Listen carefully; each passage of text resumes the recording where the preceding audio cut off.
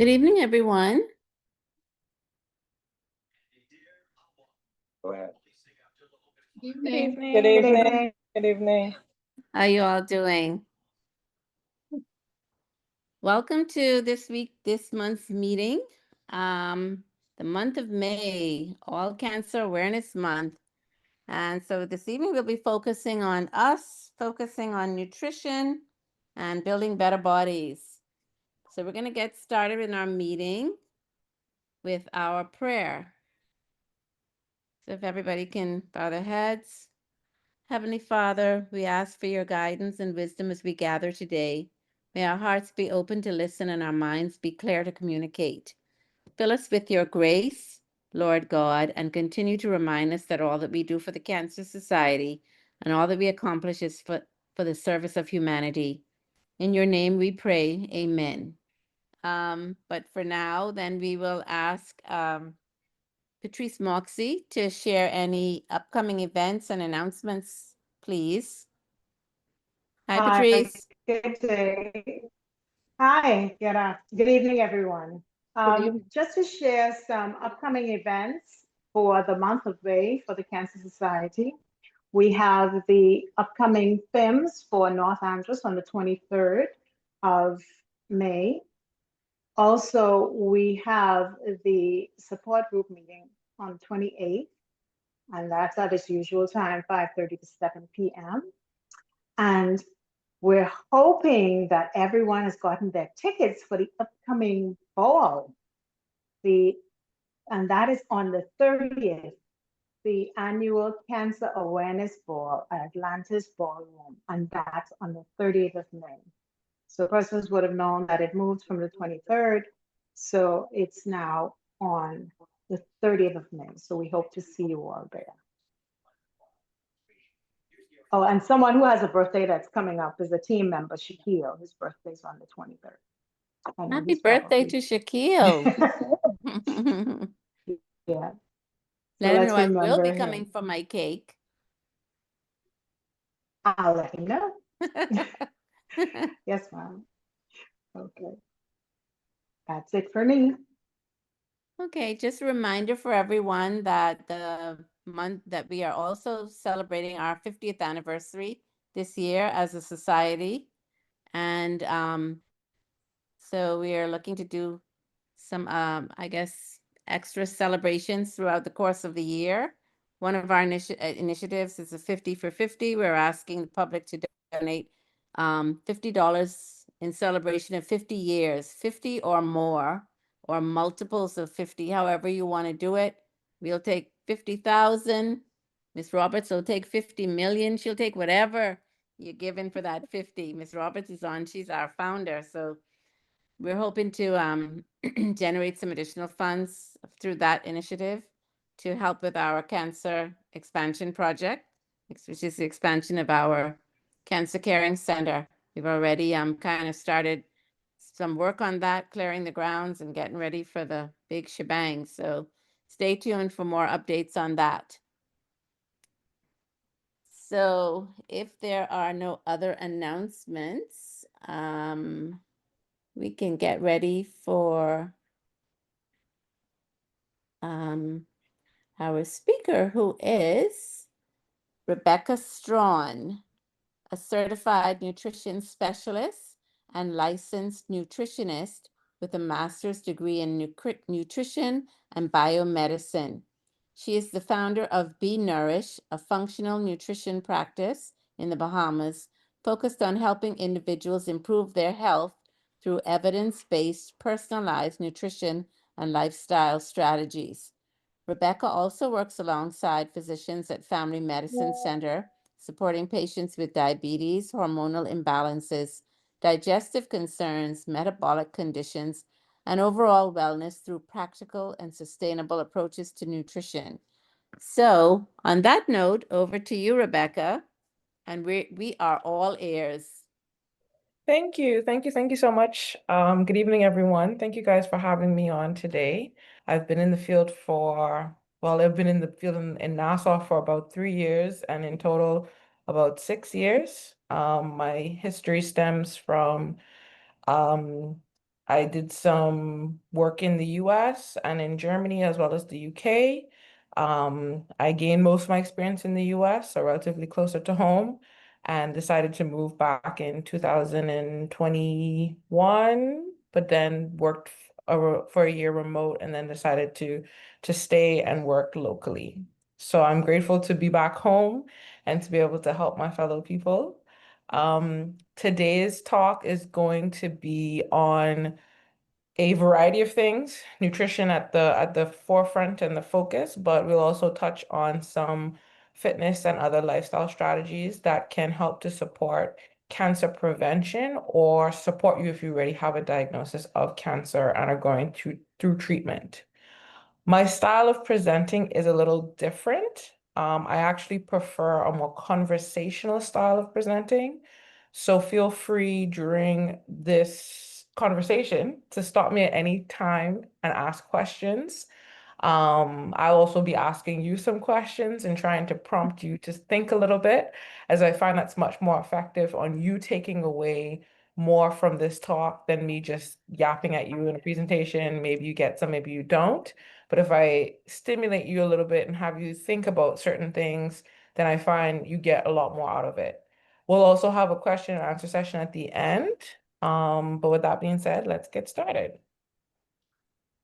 So when it comes to cancer, we have to start with chronic disease. And my first question is, why exactly do we have a lot of chronic disease today? And especially here in the Bahamas, I think we are most plagued with diabetes and obesity having the highest rates for the region per capita.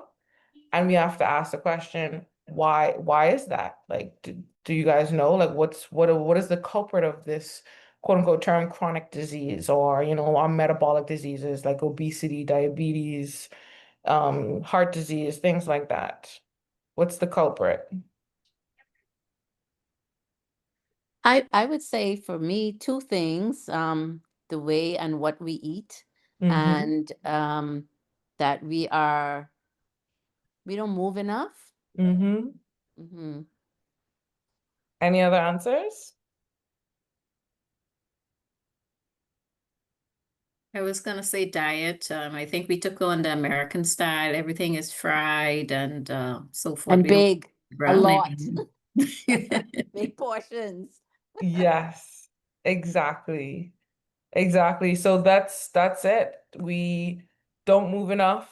We eat more calorically dense and nutrient deprived food. So a lot of fast food, a lot of processed foods like Americans do. We are also often very stressed and overwhelmed with work and just living life in a, very expensive country. Even though we live in quote unquote paradise, the reality is most of us don't get to enjoy that paradise on a regular basis. And so these various factors can actually then cause or make us more susceptible to developing these different diseases. But I wanted to touch a bit more specifically on how this then connects to cancer. So as I'm sure most people know, 1 in every 5 people worldwide will actually develop cancer. And the truth is we all actually live with cancerous cells. So you can't really avoid cancerous cells, but what you do in your day-to-day or don't do in your day-to-day is typically what determines if your body's going to correct and heal itself and not allow that cancerous cell to become a tumor, or if it is eventually going to become a tumor. And with that being said, 30 to 50% of cancers can actually be prevented. And we know the best treatment or the best cure is actually prevention. If we can stop it from happening in the first place, then we don't actually need a treatment. And so if that many, at least half, almost half of the cancers that we could potentially develop can be prevented from the start, then that gives us hope that, okay, if we're able to do the right thing, we're cutting down our chances of getting cancer significantly. And I'm curious, how many people think that it's impossible to prevent cancer, especially in regards to its... Oh, sorry. Is it possible to just mute her? Okay, one sec, yeah. Let me see.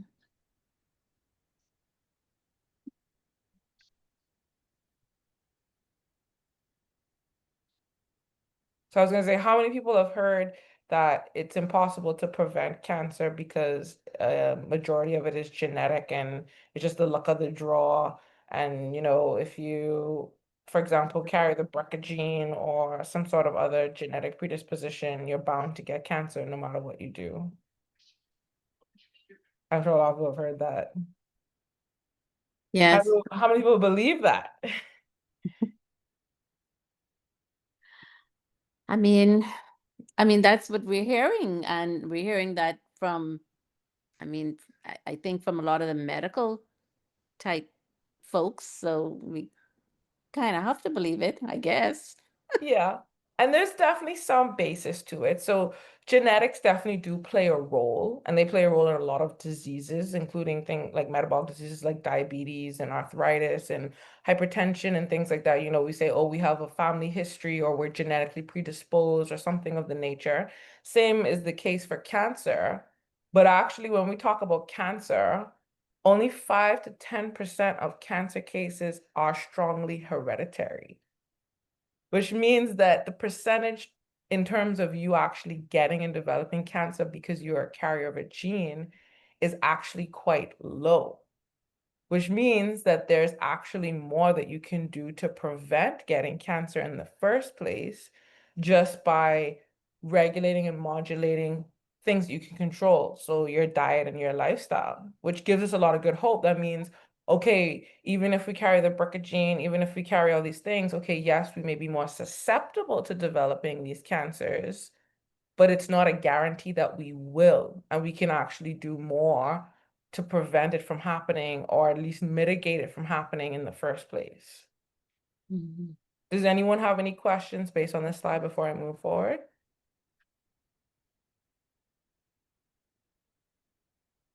Awesome. Oh, that'll take me all the way to the end.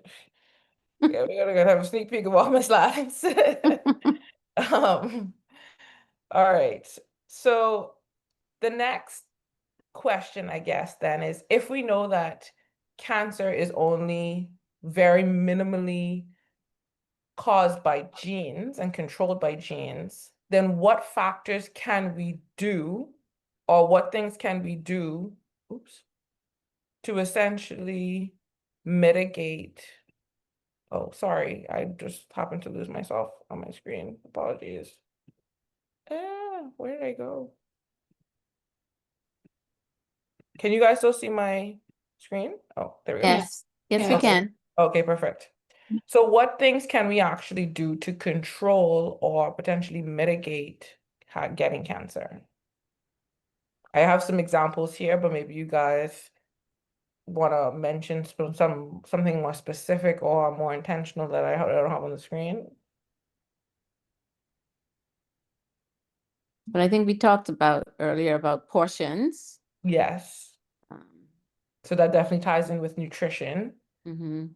And that's obviously something we can control, how much food we actually eat. But I definitely think more important than how much is the quality of the food Quality, on our plate. yes. That's definitely more important. So definitely from a medical standpoint, of course, screening. So the sooner we know about a cancer or the earlier on in a stage of cancer that we can catch it, the better.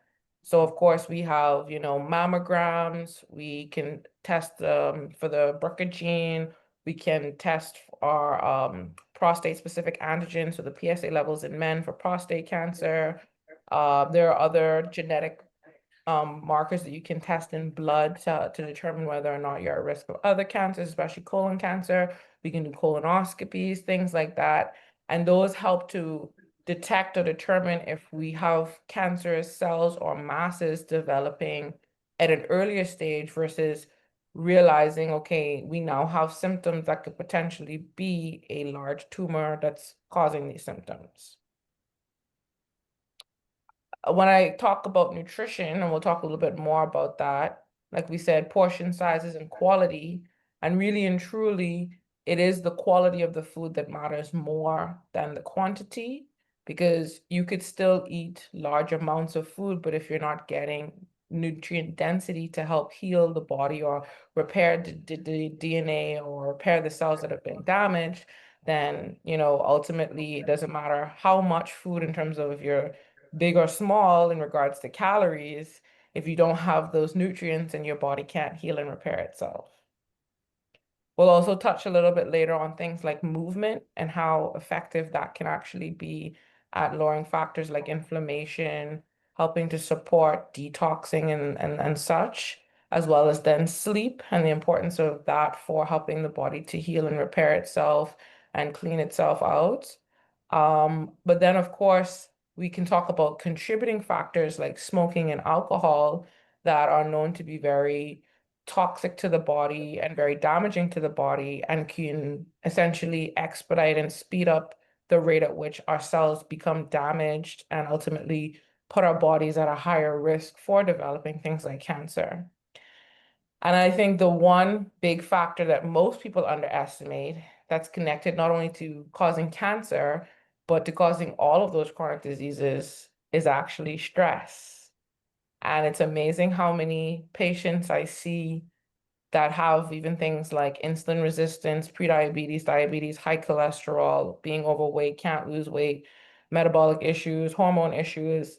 And usually the connecting factor that is overarching or more important than even just nutrition is usually stress and how their body deals and copes with stress and how stressed they actually are. And that is a huge factor for a lot of different diseases. And if it's something that we can actually manage and mitigate, our body's function and ability to adapt and heal actually is enhanced just by mitigating and managing our stress better. Any questions before I move on?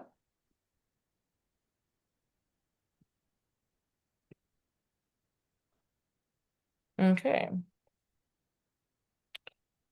So I guess the big question is, when or where should we, in this chain of being a healthy individual to becoming a diseased individual, should we actually start checking? When's an important time to start thinking about this, I guess, is even a good question. Like, what do you guys think? Like, when do you think would be an appropriate time to start thinking about prevention, or when I should start looking at screening or different factors?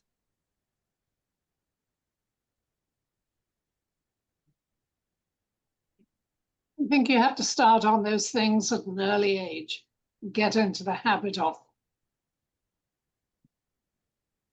Exactly. Yeah, I guess it has to start with the kids at the age of children even, because if Yes. you don't know the healthy habits when you're young, you're certainly not going to just turn to them when you're old unless you're forced to, and usually that is when you're ill. Exactly. Exactly. So the sooner we can start, the better. And it doesn't necessarily mean we have to go to the doctor and have an annual every year from the age of like 5, but it just means being more intentional about, okay, checking in, like, is the body doing well? How is the body doing? What are we consuming on a regular basis? What are we not consuming? Are we doing, relatively healthy activities from a younger age, like you said, to instill those habits rather than bad habits of eating like fast food and just scrolling on your phone and not being super active and not eating good quality foods, or not even knowing what are the best quality foods. Because the reality of it is, when we talk about any chronic disease, but especially cancer, it happens silently. There's a welling up of inflammation. That's usually where most diseases start. They start from the body being inflamed. So it could just start with a slight ache or a slight pain, or, maybe you have some slight arthritis. Everyone has arthritis at some point, especially once you hit the age of like 25 or 30, it's like you start feeling more achy. It's like, oh yeah, it's just arthritis. It's just arthritis. But that's a sign that the body's not actually in its healthiest state. And when we see that start to develop, it's like, okay, we need to start balancing out the body and checking on what's going on. Same then with factors like insulin resistance, or the blood pressure being slightly elevated, or your hormones being slightly out of balance, or your cholesterol going up a little bit. Those are very small signs and symptoms that may not even equate initially to a disease, but over time, if left unchecked, can ultimately develop into symptoms and ultimately a disease. And as a nutritionist, that's what we look at. We look at how are you doing from a preventative standpoint. Yes, maybe your blood work isn't disease, like you don't have diabetes, you don't have high elevated cholesterol, you're not hypertensive, but do we see a slight increase in your sugars? Are they above 90? Do we see, your A1C starting to go up? Do we see your triglycerides starting to elevate?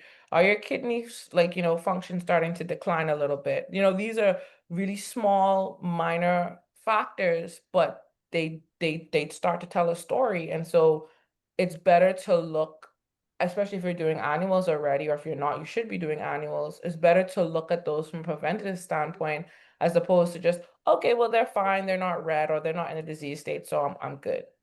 Because the problem is once you then become diseased, then you have to figure out, okay, how do you get back, or how do you now manage this? Does anyone have any questions based on this? Good. Okay. So with all of that being said, and now talking about specifically nutrition, can we actually use nutrition to reduce cancer? And I think that there's a huge debate, especially in the conventional medicine world, as to whether or not nutrition can really move the needle in terms of reducing your risk of cancer or even supporting the body once it has developed cancer. Does anyone have any answers to that, or do they think or know or believe that nutrition can actually do that or can actually make an impact on cancer?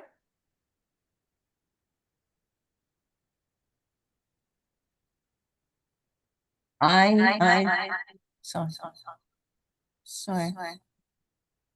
I think that it can, nutrition can, because particularly if you're undergoing chemo, Mhm. your body needs to be nourished and healthy to be able to withstand the chemo treatments. And of course, a lot of chemos diminish your appetite. And so it becomes a struggle to keep the body nourished and eat when the last thing you want to do is eat and everything tastes like cardboard. Yes, exactly. That is very accurate. Very, very accurate. So there's a lot of different factors to consider when we talk about nutrition as it pertains to cancer. So if we focus and hone in on the preventative standpoint, yes, nutrition can significantly reduce your risk of cancer because at the end of the day, even for a cancer cell to become a tumor, it requires a lot of freakishly random incidences to happen, essentially. So it first requires the body to have a damaged DNA that becomes a damaged cell that doesn't get noticed by the immune system, that doesn't get killed or corrected or whatever, to then ultimately then be fed by the body and be fed by an ideal metabolism in an ideal location to ultimately become a mass. Like it requires actually a lot for cancer to develop. So a lot has to go wrong essentially in your body for tumors and cancers to develop.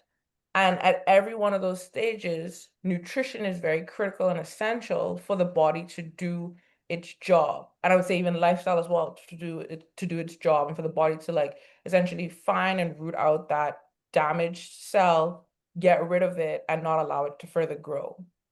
So ways that nutrition can influence cancer or the risk of cancer is ultimately based on what you eat or don't eat, you can have more or less inflammation. And we know that inflammation is a driving factor for tumor development. It creates the nice hostile environment that rapidly dividing cells, especially cancer cells, love to be in. Sugar is also connected to that. So cancer cells feed most efficiently on sugar. And so if your blood sugar levels are very high, if you're consuming a lot of highly refined sugars and carbs and your blood sugar levels are always elevated, or the body's not able to bring them down normally because you have insulin resistance, then that's something that further feeds and exacerbates the opportunity for a tumor to develop and grow. Same as your hormones. So we know we have more hormone-related or hormone-dependent cancers, especially things like cervical cancer, ovarian cancer, breast cancer, that can ultimately be influenced by excessive amounts of hormones. So if you're consuming more estrogenic foods or you're not getting enough fiber to trap out any excess hormone, then the body may ultimately develop those cancers or be more at risk for developing those cancers. We could also say the same thing about your immune health. So nutrients, especially minerals and vitamins, are essential for the body's immune system to work most optimally or function well. And the immune system plays a huge role in essentially stopping and preventing cancer cells from growing. So the immune system detects and determines, okay, this cell isn't supposed to be here, it's foreign, or it's not functioning the way it should, it needs to die. But if your immune system is not functioning well, then it may lose the capacity and the capability to actually do that. Same then with your body composition. So it's very well known that there are about 13 cancers that you're at a higher risk for developing just by simply being obese. So your body composition and being overweight, and especially carrying excess fat mass, can actually be a risk factor for ultimately developing cancer. And that's obviously all interconnected to the fact that, okay, if you have more fat mass, because we know fat is not just a dormant tissue, it's actually a very, we call it, I guess, interactive tissue. So it can cause the production of more hormones. It can lead to more inflammation. It can affect your body's ability to regulate sugar. All of these factors are interconnected to carrying more fat mass. So it's not just being a larger person in general, but it's the fact that you have comparatively more fat versus muscle mass, which then leads to the body having all of these other factors going on. And so you could essentially be still metabolically healthy and not have this risk, even if you're slightly larger. But if you are developing these chronic issues and these metabolic issues, then the risk of those other things happening is going to be higher. And so nutrition does really play a huge role in reducing your risk if you eat the right foods, but it equally so can promote the cause or encourage the body's ability not to adapt and heal and correct if you're not picking the right foods as well. Any questions on this?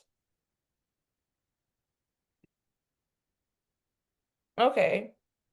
So now that we've talked a little bit about how important nutrition is when it comes to cancer, what foods then, or like what should your plate ultimately look like to say prevent or to try to give your body the best opportunity or best chances to prevent the formation of cancer, or even to ultimately support the body going through treatment?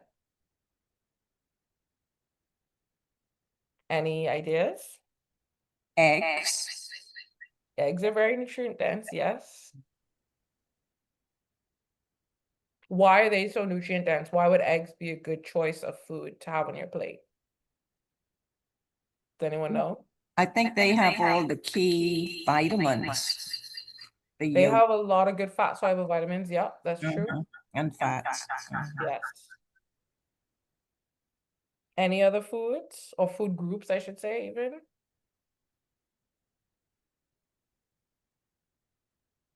I'm guessing fruits and vegetables for sure. Definitely. Do you Yeah. know why fruits and vegetables are so important? Fiber again. Mm-hmm. Fiber is a good one. Yeah, so definitely we want to have what we call close to like a balanced plate. So when we talk about a balanced plate, or the way your plate should ideally look on a day-to-day basis, we want to emphasize as much as possible more fruits and vegetables, ideally leaning more towards the non-starchy vegetables. So a lot of those dark leafy greens, the really dark, rich, vibrant colored fruits and vegetables, but mainly the vegetables. So things like beets and purple cabbage. We want to think of like spinach and kale and bok choy and sweet pepper and carrots and things like that. But honestly and truly, any vegetable is going to be ideal to consume, at least half of your plate being that. And so I always encourage people to go for those that they love. and just have as many as possible. So I recommend at least 2 to 3 per meal, because at the end of the day, you're supposed to be getting about 6 or 7 servings a day. So if you're not eating at least 2 to 3 servings at each meal, you're never going to hit that 6 or 7 servings a day. But the reason they're so important is because they contain the nutrients that the body actually needs to function. And this really stems from basic functions like converting energy from food into usable energy in the body, to supporting the metabolism, to supporting brain function, to supporting healing and repair. And so those vitamins and minerals are critical, along with another molecule called antioxidants or polyphenols. And the reason that those are so critical are they're the nutrients or the molecules that ultimately help to heal and repair the body. And so without them, if you continue having damage to the body because you're eating fast food, you're not getting enough sleep, you're having a lot of sugar, you have a lot of inflammation, you're being exposed to a lot of chemicals in your environment, whatever the case may be, if you don't have enough of these fruits and vegetables in your system, then the body actually has nothing to do any healing or repair from. And so as a result, if you don't get a lot of these nutrients, then the body is kind of functioning and operating from a depleted state and a subpar state. So that's why it's so critical to get as many of those in as possible. And the darker the color of the fruit or the vegetable, the better. So for fruits, you're going to think about like berries and apples and pears, plums, things like that. We don't want to have too many of the really, really sweet fruits. So things like bananas and mangoes. Of course, I still prefer you to eat a banana or a mango than like a cake or a cookie. But if you can get more of those darker, lower sugared fruits, they're going to be better just in terms of you're going to get a better bang for your buck, more nutrients, more nutrient density, more antioxidants, more polyphenols.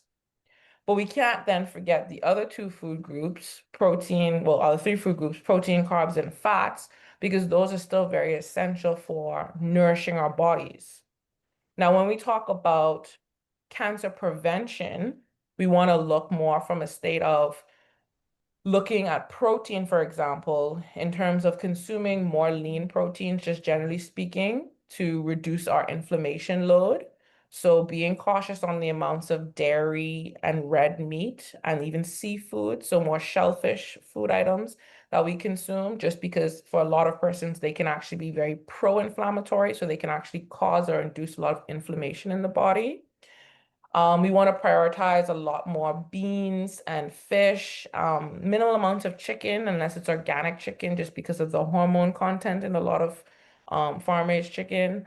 And same then with eggs too. We want to try to go for organic as much as possible, but if we can't, then just limiting the amount. These factors help to really prevent excess amounts of hormone and inflammation in the body. But we want to prioritize protein. So at least a quarter of our plate should be protein, because the body still needs protein to help heal and repair and regenerate, because everything in your body is a protein. From your skin, your hair, your nails, every tissue, every organ, it's at its core, it's protein. Every signal your body sends is a protein. Every hormone, everything is a protein. So we do need protein, and it's a very essential nutrient. But then if we touch on from the treatment standpoint, this actually increases significantly, because protein is essential for helping the body to heal and repair, especially if it's going through a surgery or treatment. So if you're doing chemo or radiation, or have had to have some sort of surgical procedure where a mass or a tumor has been removed, you're going to essentially want to double your amount of protein, because the body needs that protein to help heal and repair and restore and regenerate. So that's when that becomes even more critical. And easier sources that are easy to digest and absorb are going to also be critical. And then when we talk about carbohydrates or carbs or starches, we want to prioritize our whole grains over our refined carbs. And what the difference there stands is things like white rice, white bread, white pasta. To be honest, when your body sees that, it sees it the same as a spoon of white sugar. It has no distinction in terms of when you eat it and it breaks down and it gets absorbed into the body, it's essentially seen the same way. The difference lies in the whole grain, so the whole grain rice, sweet potato, whole grain pasta, whole wheat seeded bread, things like that, because they're still in their whole form, so they have a lot more nutrients in them, and they have a lot more fiber, as we mentioned earlier, which is critical for helping to ensure that, you're getting good passes through the colon, so you're less likely to develop colon cancer. But more importantly, you're getting more nutrients and you're also buffering how much sugar is getting into your bloodstream. So by picking the right carb, you're actually hitting 3 major goals, or like positive things to both prevent and support potential cancer treatment, by ensuring that you're not spiking your blood sugar levels, so you don't have excess sugar in your blood. You are getting more nutrients to support the body's healing and repair, and you're also pushing fluid through the system at a consistent basis, which helps with actually supporting the body's natural detox processes. And so those are huge factors to consider when you're building out your plate, because everything that you choose to eat is either going to promote or enhance cancer, or the possibility to develop cancer or some other chronic disease, or it's going to help essentially to prevent the body from developing that, or heal and support and repair the body if it's already in a disease state. And so that is the way to kind of think about food. And it's not to say you can't ever have, like, fast food or refined food or processed, chip or cookie or whatever, but it shouldn't be your predominant food source, because at the end of the day, if you're continuously giving your body that, it's not getting any nutrients to actually function optimally. And then the last food group I just wanted to touch on before we move forward is fats. The reason these are also very critical to prioritize better quality fats is because based on type of fat that you consume, you could again be promoting inflammation or preventing it. So things like canola oil, vegetable oil, peanut oil, margarine, any sort of like very highly processed and refined oil is going to promote inflammation in the body, and is usually the culprit for elevated cholesterol. It's usually the culprit for a lot of damage to the blood vessels. And so you want to be intentional about picking better fats or better oils. So going for more things like extra virgin olive oil, coconut oil, avocado oil. Honestly, having butter over margarine is just always going to be better. Nuts and seeds, fatty fish, things like that. And I always tell people, even when it comes to like cooking oils, if you can't imagine them pressing that vegetable and getting the oil out of it, you probably shouldn't be eating it. Like when we say about corn oil, I'm like, I can't envision a corn being oily enough to actually press oil out of it. So to get oil from a corn, you have to do a lot of processing and a lot of chemical manipulation. Same with like, like soybean and certain vegetables, and like what vegetables are we using to get this oil? Whereas like I can envision like an avocado. Avocados are fatty. Like you press it and you get the oil. Same with like olives, and same with, coconuts. But other vegetables, I'm like, I can't envision that. So it doesn't make sense for me to consume that. Does anyone have any questions based on this information?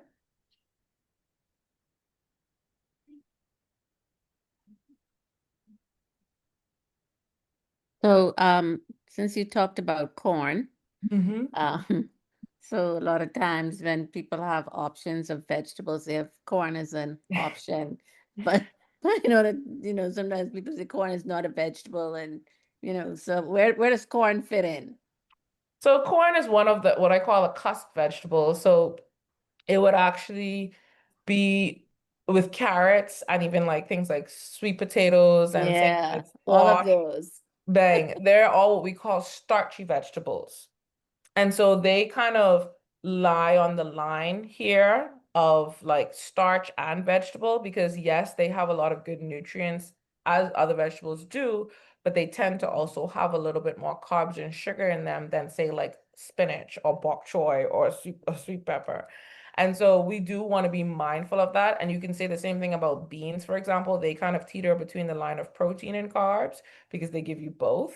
And so I would just say, if you're consuming things like corn, carrots, squash, pumpkin, sweet potato, just be mindful that you still also need to add in some leafy greens or some non-starchy vegetables as well.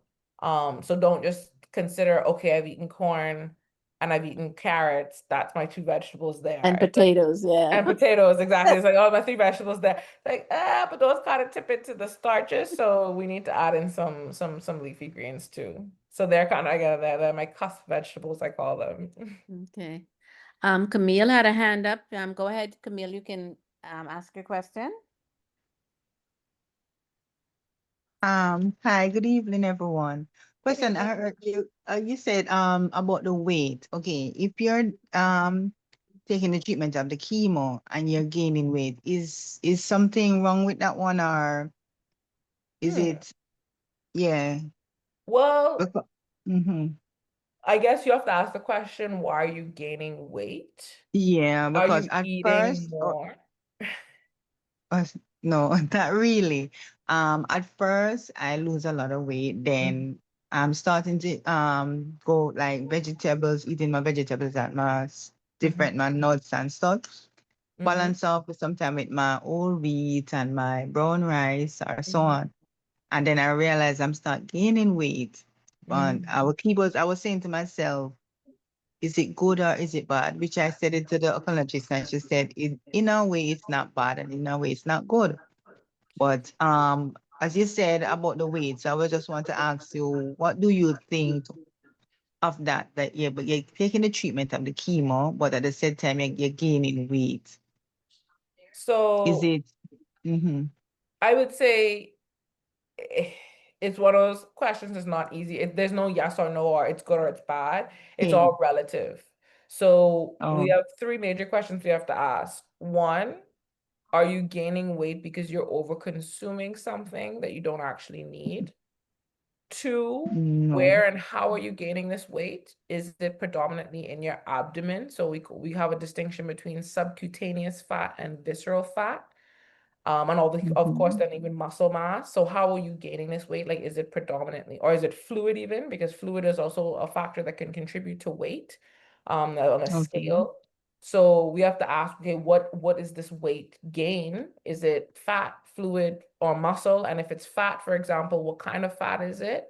And then the third question is, where did you start? Did you already start relatively underweight? So are we intentionally trying to gain weight because we want to give your body the best nourishment possible to support, you know, the harshness of chemo? Yeah. Or is it you're just gaining excess weight that isn't intentional? Okay. I would say it's muscle. It's muscle. Are you training? Yeah. I do exercise Okay, every good. morning and every evening. Yeah. Okay, good. So I would say if you're still maintaining a pretty lean physique, but you're putting on weight and it's likely muscle mass, that's the best weight to put on, because that's going to Okay. be super protective metabolically. That's going to be super protective in terms of even you now have a little bit more muscle mass to lose if any time you feel like you can't work out or you have to go through surgery or something like that. It's honestly the best kind of mass to put on. So I would say in this instance, with your particular case, the weight gain is not bad. Just monitor and make sure it doesn't become excessive fluid, which you'll know because Okay. you'll get like edema and puffiness and like essentially a swelling, and you'll be like, I feel like really puffy and bloated. And then same with fat, like make sure even if it is fat, that it's just fat around your like appendages and all over, and not just fat in your abdominal region. Okay. Okay. Yeah. We Yeah. also, Thank you. Thank you. No problem. so- sorry, we also had a question from Maisie. Hey, Maisie. Good evening. Good evening. Thank you so much for sharing this information. I particularly am very grateful for how you explain the good benefits of protein. But my question is, in recent times, I've seen where it is supposed to be a good thing to add chia, flaxseed to smoothies and to your foods. What are the benefits? Is it just iron for iron? What are the No. benefits of those seeds? So there's a couple benefits. They do add some minerals, so iron is one, but it's usually more in trace amounts. You'll also get some good things like magnesium and a little bit of calcium as well. All seeds typically are loaded in minerals, so the best way to increase your mineral content is actually through seeds, whether it's chia seeds, flax seeds, hemp seeds, sesame seeds, pumpkin seeds, like all of the seed family are very nutrient dense in minerals. But the other benefits that those seeds bring is they are high in fiber. So it's honestly one of the best ways to get a large amount of fiber in a small like food source essentially. So ideally we should be eating about 20 to 30 grams of fiber a day, which can sometimes be overwhelming for people, especially if they don't have an appetite because they're going through treatment. So one of the best, easiest ways is to actually add those seeds into, say, like a smoothie or some yogurt or oatmeal or something like that. That's easy to get more fiber in. They're also great source of omega-3s as well. So especially if you don't eat meat or you choose not to eat fish, you can get some good omega-3s from both flax seeds and chia seeds. They're also very nutrient dense in terms of antioxidants and polyphenols as well. So you're going to get some of those good factors and good nutrients from them as well. Thank you. No problem. Good stuff. Is it chia seeds the one that you're supposed to soak before Yeah. consuming them or something? What is that about? So it's just more so in terms of easier digestion. And Oh. generally speaking, if you have a hard time breaking down any nuts, seeds, beans, or anything like that, if you find like you get a lot of gas and a lot of bloating from eating them, the best thing to do is to actually just soak them and try and even sprout them a little bit before you cook them, before you eat them. With chia seeds, when they're soaked in water, they actually swell up, and so they hold on to more water, which just makes their digestion better. So the body's better able to access the nutrients from them. They're better utilized by the gut. You don't need to then drink as much water with them, because with fiber, you have to also make sure you're being well hydrated to ensure that there's enough water to actually process the extra amount of fiber. And so it's just one technique essentially to help enhance the digestion or the breakdown of the seed. Oh, okay. Yes. Any other questions before I move on? I didn't see anyone, but if there are, feel free to open your mic and let us know what your question or comment is.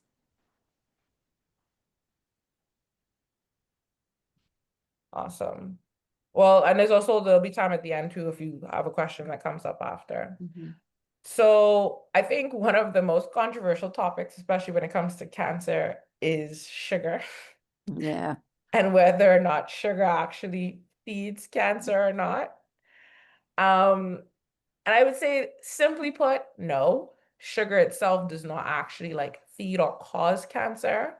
But the effects that sugar could potentially have, especially highly refined sugars could have on your body, could potentially be a contributing factor for increasing your risk of cancer or increasing the risk of tumors growing and developing. And the reason is because we know that especially refined sugars that don't have any fiber. So this really includes everything from white sugar, brown sugar, any of those high fructose corn syrups, like even like cane juice and things like that, because you remove the fiber by stripping it, the cane and separating it. Same with a lot of like juices. They really are seen in the body as simply glucose by the time it gets into your bloodstream. White bread, white pasta, white rice, cakes, cookies, candies, chocolate, like chips, anything really highly refined or highly processed is really going to ultimately be seen by the body as sugar, or simply we call glucose. And so it has the same effects internally in the body. And these things contribute to, the odds of potentially developing obesity, because the body doesn't need sugar. It's a non-essential nutrient. And so ultimately excess amounts of it can cause your body just to convert it into fat, which is what ultimately causes your body to store more fat, which leads to obesity. Because it has pro-inflammatory factors, it can cause a lot of inflammation. So you may notice you have more joint pain, you have more bloating, you have more achiness. And then that inflammation can then also lead to things like insulin resistance, which is actually one of the biggest culprits for why a lot of people, especially those who don't even have a genetic predisposition to diabetes, can develop things like prediabetes and diabetes long term, because their body is in a hostile state where the hormone insulin can't function efficiently to help regulate and balance the blood sugar levels. So in a nutshell, your metabolic health does impact your risk for cancer, and sugar is a food source that can significantly impact that. And so it is something that you want to be really cautious on how much and how often you consume it. Any questions pertaining to sugar or even sweeteners and things of that nature? Well, now that you mentioned sweeteners, so is there a difference between using, let's say, honey versus brown sugar? Yes, there is a difference. So it boils down to the basic chemistry of these sweeteners or these sugar sources. So as I mentioned, the term glucose, which is the body's preferred and well-known and recognized form of sugar, and it's what's found in most sugar products. But then you also have a molecule called fructose, which is very similar, but doesn't actually get processed and metabolized exactly the same way. And it actually gets sent directly to the liver. And having too much of that, for example, can actually cause what we call non-alcoholic fatty liver.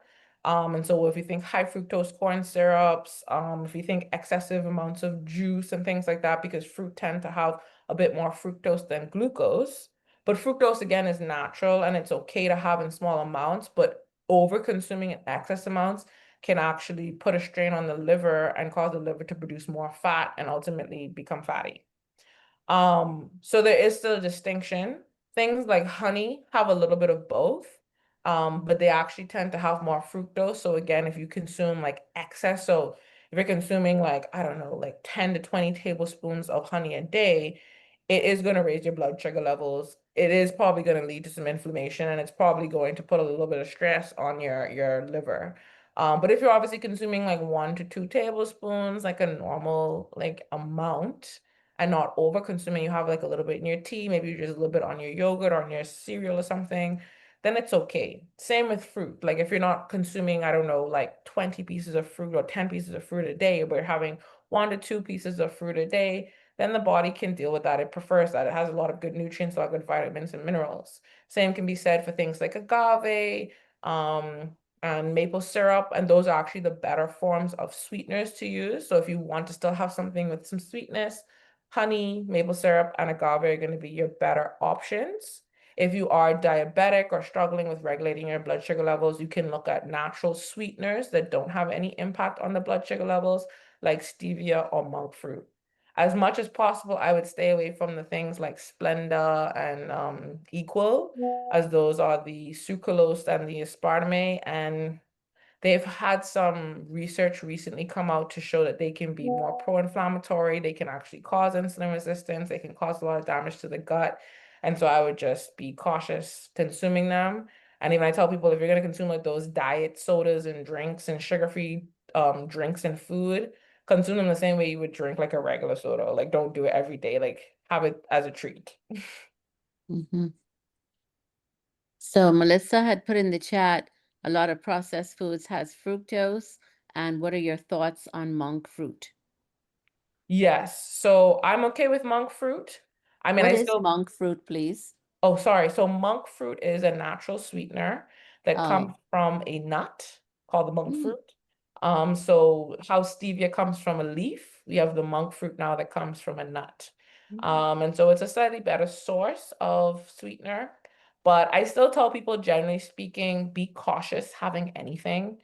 I mean, too much water can be damaging to the body. So still everything should be consumed in moderation. Like you should never overdo it or have so much of something because it could potentially be harmful. And a lot of the sweeteners, even if they're natural, still are metabolized to a certain extent in the body. They may not cause the blood sugar levels to go up or be considered a calorie, but they still have to be processed by the gut. They still have to be processed by the body. They still send signals to, your pancreas and things like that. And so they can still trigger certain effects in the body. So you still want to be mindful and cautious of how much of them you consume. But if you need something sweet and you're trying to avoid sugar, monk fruit and stevia would be good options. And yes, there is a lot of fructose in a lot of processed foods. Reason being is a lot of it is high fructose corn syrup. And so that's why you want to be really careful how much and how often you're consuming those processed food products, because again, they can put a strain on the liver if you're consuming them in excess amounts. If you're consuming, I don't know, like again, 5 snacks a day, 10 snacks every couple of days, like that's pretty excessive. This should be like once a week type of thing, and you should be eating natural foods like fruits and nuts and seeds and things like that on a regular basis as your snacks. Any other questions pertaining to this topic?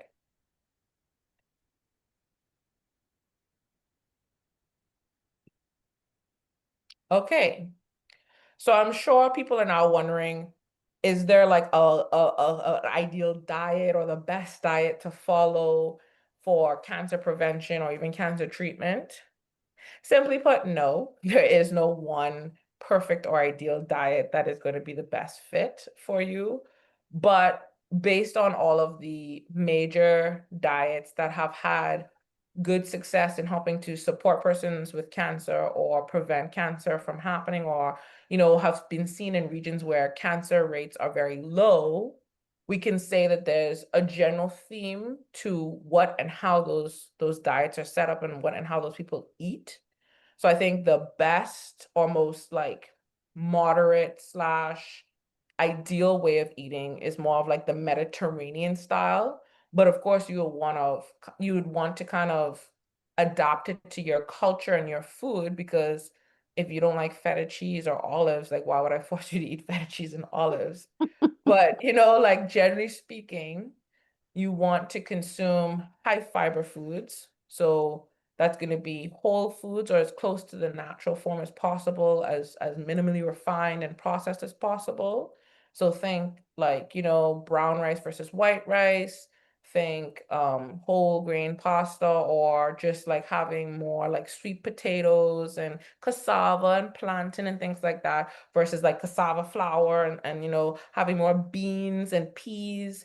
And even adding in peas to your rice if you're having more, if you still love your white rice, which I get because it tastes great. Well, at least adding in more fiber in other ways so that you're not missing out on the fiber. Having a lot of fruits and vegetables, and especially those vegetables and those dark colored vegetables we talked about before.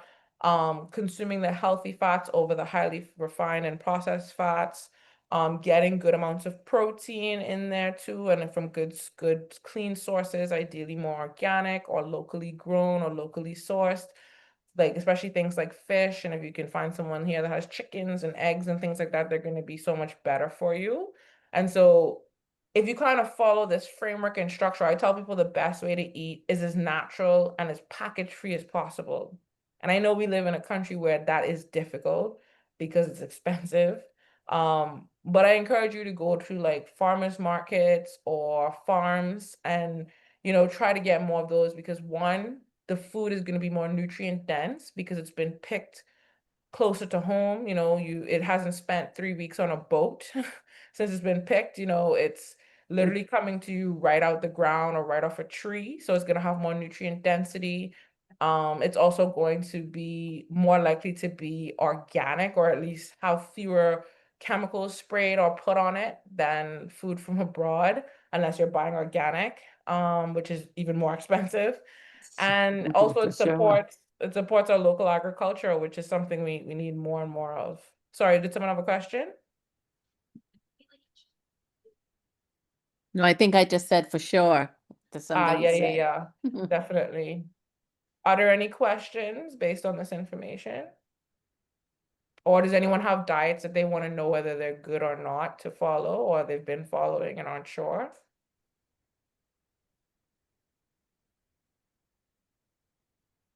So salmon seems to have been growing in a lot in popularity on a lot of menus and restaurant servings and even people at home. Is there and I hear people talk about wild caught and this type and that type and the next type of salmon. Is there a discrimination between salmon, what's good, what's bad, or whatever?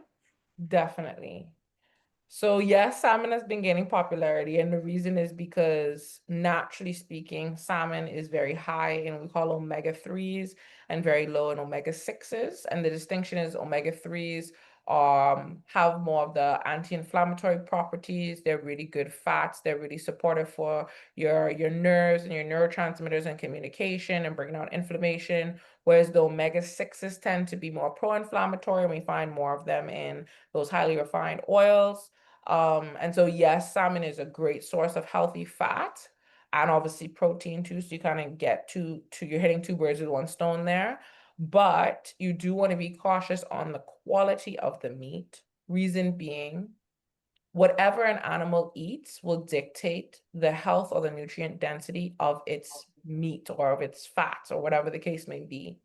And so farm raised salmon is not as nutrient dense. It actually tends to have more of those omega-6s than the omega-3s, just because of what they're feeding the farm raised. So they often feed them some sort of soybean meal or something of that nature, which is higher in those omega-6s and lower in those omega-3s. So naturally, it's not going to be as high.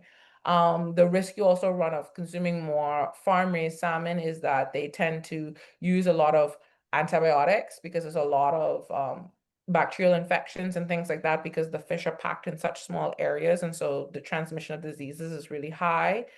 Sometimes they even use hormones to try to get them to go very quickly, so you run the risk of having those things in your fish as well. So the best is going to be wild caught, so something from the ocean.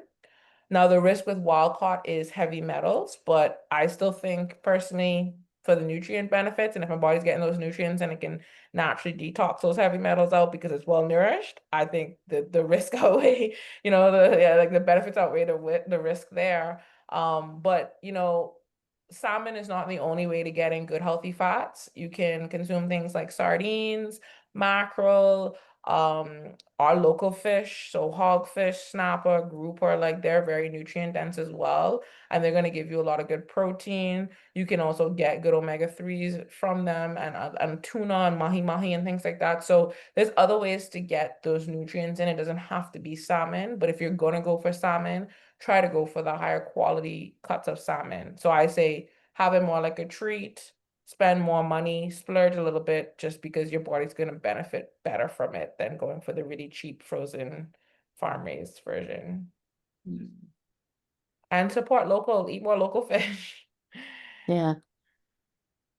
Melissa mentioned that the paleo diet, is that, I hope I pronounced that right, and ketone diets are also very popular with cancer patients.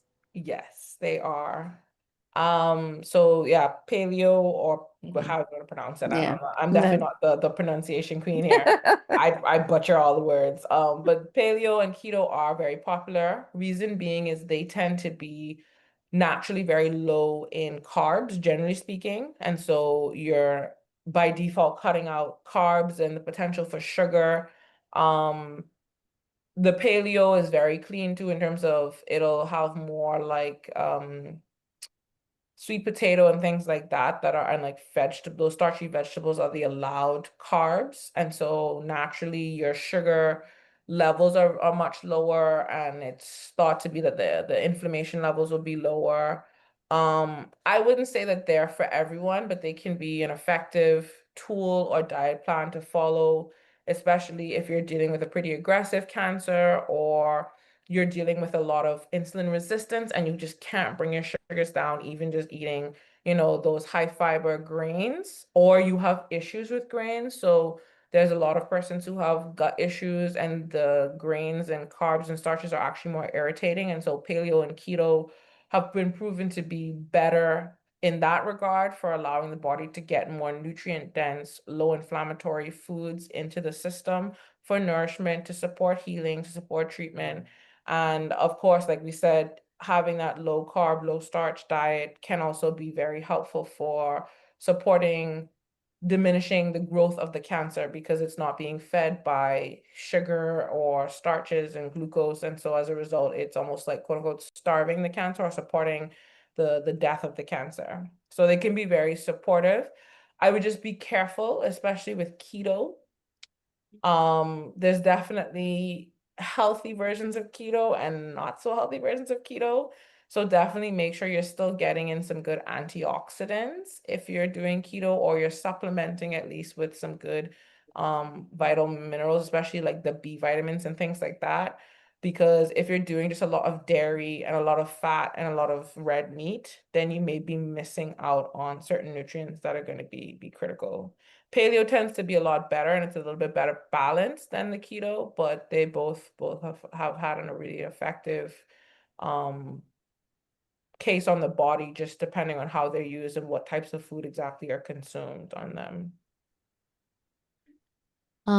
Yvette, Willie is asking, what type diet do you recommend to lower A1C and cholesterol? Ah, yes. So I mean, it's very similar to what we've been talking about. So getting in more fiber and more protein is usually the most effective approach. Like I said, you do have to determine, is your A1C high because you consume too much refined carbs and sugar, or is it because you have insulin resistance? And the reason there's a distinction is obviously if it's because you consume too many sugars or carbs, then that's easy. You just stop consuming those things. But if you naturally don't consume those things and your sugars are still high, then you may need to look at a anti-inflammatory approach where you're consuming a lot of those antioxidant rich fruits and vegetables. You're consuming a lot of those good healthy fats, also the, good protein, good fiber to help buffer the blood sugar spikes. But then you may also need to look at your lifestyle. You may need to look at, are you getting enough sleep? What's your stress levels like? Those factors do play a role then in insulin resistance. But the most effective diet would just be something that's high in protein and high in fiber. And what that looks like is trying to hit at least 20 or 30 grams of fiber a day and going for those whole grains and cutting out a lot of those refined carbs, and then getting at least 20 to 30 grams of protein at each meal. So good lean sources of protein. And especially with cholesterol, you want to be careful on the shellfish. So conch, lobster, shrimp, things like that, as well as then the red meat, because they're just more pro-inflammatory. So your steak, your pork, your lamb, they're more pro-inflammatory, and so they can cause the cholesterol to go up. So you want to go more for fish, chicken, turkey, beans, and things like that. Okay, Dr. Alvery Hannah has a question. You can open your mic. Good evening. Thanks very much for the presentation. My question is based on nuts, really. There are certain nuts that are more pro-inflammatory than others, and what type of nuts do you recommend best in the diet, generally speaking? And then my second question has to do with tomatoes. I know we use a lot of tomato paste or tomatoes in our cooking, but I've heard that it may increase pectin, which may lead to leaky gut and so on and so forth. So can you elaborate on that as well? Thank you very much. No problem. Okay, so to address the nuts, generally speaking, all natural nuts are good, but sometimes the processing, so if we're roasting or even how the certain nuts are grown, so especially peanuts, for example, I think peanuts are known and notorious for being the worst nut of the group. They can sometimes be more pro-inflammatory based on the way they're processed. They can also put you at a higher risk of cancer through a bacteria called aflatoxin, which actually then can be a carcinogen, and so it can be cancer causing. So the way it's grown or kept or stored can actually impact how good it is or not. For some persons, peanuts, just generally speaking, can be more pro-inflammatory. Even, for example, corn can be more pro-inflammatory, especially if you already have gut issues going on. But the better nuts are definitely going to be things like cashews and almonds and Brazil nuts and hazelnuts. So I think honestly, more of the less sweet nuts are usually the better ones for you. They usually have more minerals. They tend to be more nutrient dense. So if you can have more of those than say like the cashews and the peanuts and yeah, like those are the sweeter ones that have a higher carb ratio. But I would say still generally speaking, nuts are a good source of fat and a good source of nutrients. But you do want to be mindful of how many you're consuming and the ratio of them you're consuming. So mixed nuts are going to be a good option, but you obviously don't want to be just consuming cashews and peanuts in that mixed nuts. And peanuts would be the one to have limited amounts or none at all, and going for more of like the walnuts, almonds, Brazil nuts, hazelnuts, things like that. Pecans too, yeah, sorry, pecans are good as well. Yeah, so they're all good and all very nutrient dense. And then to your second question about tomatoes, so tomatoes are an interesting one. Yes, they are high in pectin.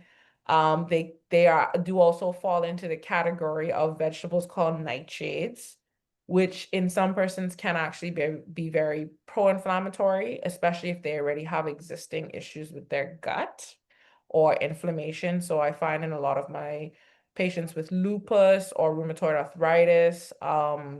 Those we call nightshades, which include the tomatoes and sweet pepper and eggplant and things like that, can actually be more harmful than helpful.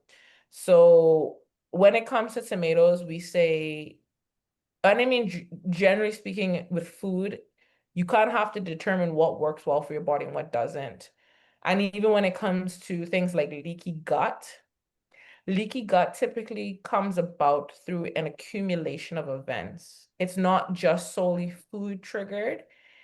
It usually happens when a person has had a lot of stress and inflammation. So they've either consumed something that's inflamed their gut, or they're going through a really stressful period and chronic stress. And so their gut is already in, the body essentially already created a hostile environment. And it's just essentially like a perfect storm where a food that may not have been triggering in the past suddenly becomes triggering because it's able to get through the gut, because the tight junctions have now suddenly loosened. And so whole pieces of food are actually able to get through and cause a reaction with the immune system. Leaky gut is possible to fix, and even overcoming a lot of sensitivities are possible. It just takes time in terms of healing the gut, repairing the gut, and resensitizing the immune system to that food again, which does take time. But yeah, tomatoes are one that you have to be a bit careful with, just in terms of if you have had some sensitivities or reactions to it in the past, you may want to limit it for a while, heal your gut, and then think about adding it back in. But if you have a systemic inflammation disease like lupus or rheumatoid arthritis, you might have to cut it out completely, unfortunately. Thank you. No problem. Any other questions?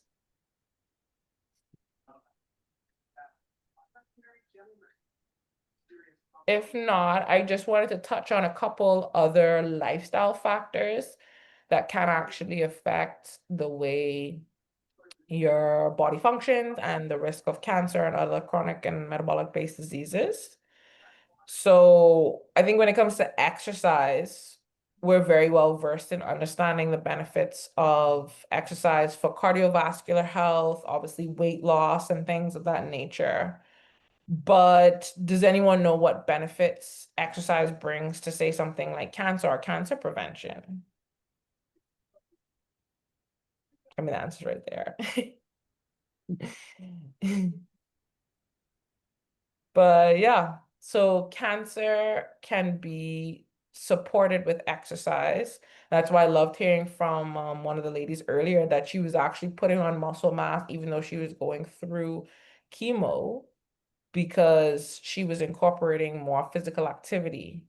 And physical activity has so many benefits outside of just physique or weight loss or fat burning. Yeah, that's one of them, and that's the foundation. But actually moving your body, and moving your body doesn't have to be going and lifting weights in a gym. It can just simply be being consistent walking for 30 minutes a day, or moving up and down, or standing up, or walking around and moving up and doing things, and not just sitting all day long, as many of us do in our office jobs, myself included.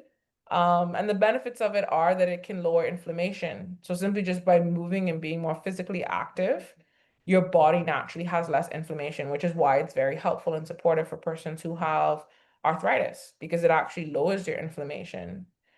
Movement can also help with improving your insulin resistance. So it actually makes the body more sensitive to insulin. And the reason is because you need insulin to move sugar from your bloodstream to the cells. Only once sugar is in your cells can the body actually use it as energy, store it as fat, whatever the case may be. But if the body can't do that efficiently, it develops insulin resistance. The only time the body can actually use sugar without insulin is when you're active. And what the body essentially does is it says, we need sugar right now into the muscles. Forget insulin, we don't need it. Shunt the sugar straight into the muscles. And so it's the only time that your body can use sugar without insulin.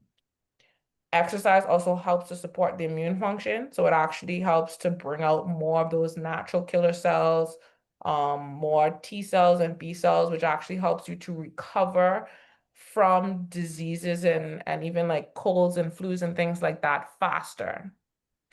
And then of course, generally speaking about muscle mass, if you are going through surgery, radiation, or chemo, one of the biggest downsides to those treatments is that they can cause a rapid utilization of muscle and essentially even muscle wasting, which tends to leave a lot of persons bedridden, their metabolism in a wreck. That's usually where most of their weight loss comes from, is the loss of muscle mass, because the body requires a lot more protein to recover and heal and repair. But if you can pair exercise or even just simple movement with protein, you can maintain the muscle mass that you have, or even potentially put on more as a protective mechanism. And so moving and having even just small movements where you're even like doing like leg pumps or pedaling or something, it doesn't have to be even anything vigorous, can actually help support building and maintaining that muscle mass. And then of course, we all know exercise brings good endorphins. It gives us that feel good, it helps to improve mood. It helps us to be more positive about our outlook. And, you know, that's always great, especially if we're going through something like cancer, because it can be very sad, it can be very depressing and very hard.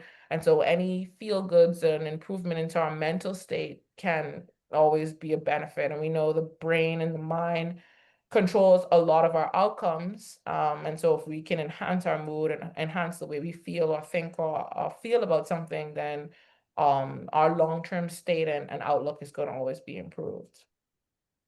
And so with that being said, the recommendation is to get about 150 minutes a week of some sort of movement. And again, it doesn't have to be anything crazy. It can just simply be a walk. You could walk it in your house. You could follow videos where you just like literally move and walk and do. If you're bedridden or chair bound, you can do things like this and exercises with your hands.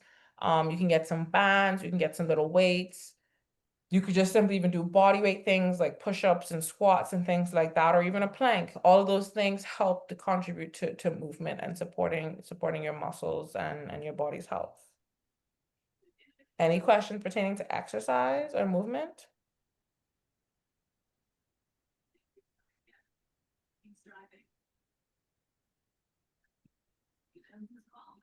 Good.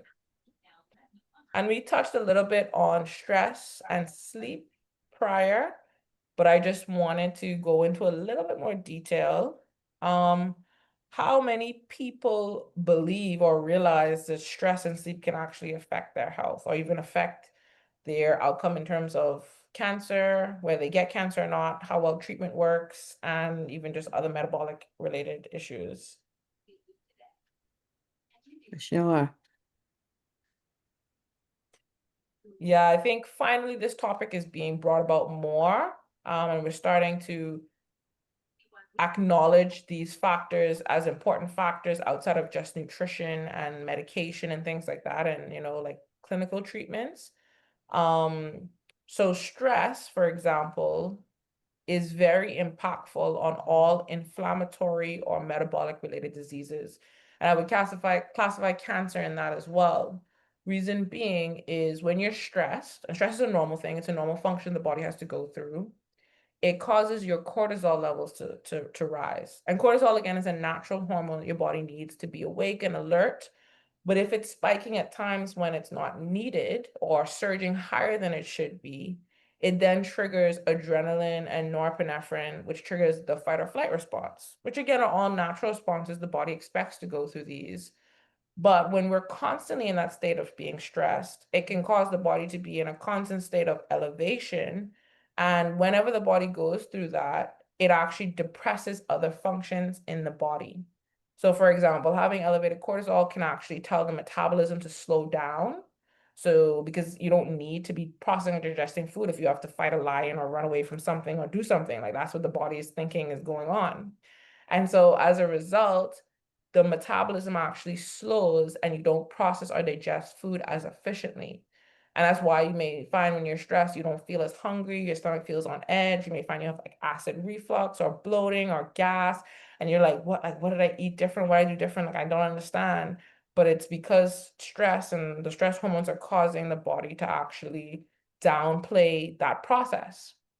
Additionally, the body actually signals to the liver, produce more sugar, so that in case I need to run, I have the energy to do that, or in case I need to fight something, I have the energy to do that. But if you don't use that for that purpose, and it's just because someone sent you a stressful email, or somebody at your workplace is annoying you, or your boss is getting on you about something, then the body's going to say, well, we didn't use that sugar for anything. We're just going to convert it back into fat, but let's store it in a place that's convenient in case we need to access it later. And that convenient place is usually in your abdomen. So I'm sure a lot of people have probably heard the term cortisol belly. Well, that's where that stems from. Your body didn't use the sugar, it just converted it back into fat and stored it in the most convenient and appropriate place possible, aka your abdomen. On top of that, it can also affect your hormones, especially for women, your sex hormones, and even your sleep. So stress then impacts your sleep, which further makes you more stressed, which then further impacts your sleep and all these other factors that we just talked about. Of course, being stressed or not getting enough sleep can also increase your cravings. So you may find that when you're more stressed, you may want to eat more of certain things, especially those bad things like cakes and cookies and chips and chocolate and all things you shouldn't be eating. And it can also impact your immunity. So your immune system gets impacted by being stressed or not getting enough sleep. So you may find when you're really stressed out, you're more likely to get sick or pick up a cold or a flu. And even in that, then your body has a harder or longer time recovering. Anyone ever notice you normally get sick right as you go on vacation? And you're like, oh my gosh, like I wanted to enjoy my vacation. My body finally came down from the stress. And then I got sick. And it took me the whole 2 weeks on my vacation to get better. And then, of course, all of these factors are connected into inflammation. And we know that that's a huge trigger for cancer and metabolic related diseases as well. Any questions pertaining to specifically stress or sleep or any of those factors in terms of what you can do to improve them?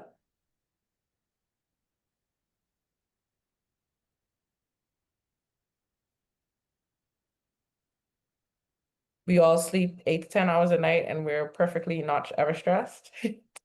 No, I'm definitely, I was giving somebody else a chance, but I definitely need tips on sleeping. I'm not a sleeper at all, and takes me a long time to fall asleep, and then as a result, I don't wake up well. So Mhm. what are the tips for sleeping? Got you. Well, I guess let's start with, has this inability to sleep or fall asleep been a recent thing, or it's always been like this? A long time, always. Mhm. Okay. So when we see something like that, we have to look at what factors are going on right before bed. So the best place to start is to look at what we call your sleep hygiene. So what are you doing leading up to bedtime? Are you watching exciting things? Are you scrolling on your phone? Are you looking at a lot of light? Are you running around doing stuff? Are you working yourself up? Like, what are you doing right before bedtime? Because that dictates then how well or easy it is for you to fall asleep. So we encourage you to create what we call like a wind down routine to help support putting the body in a more relaxed and calm state to actually then be able to fall asleep and stay asleep easier.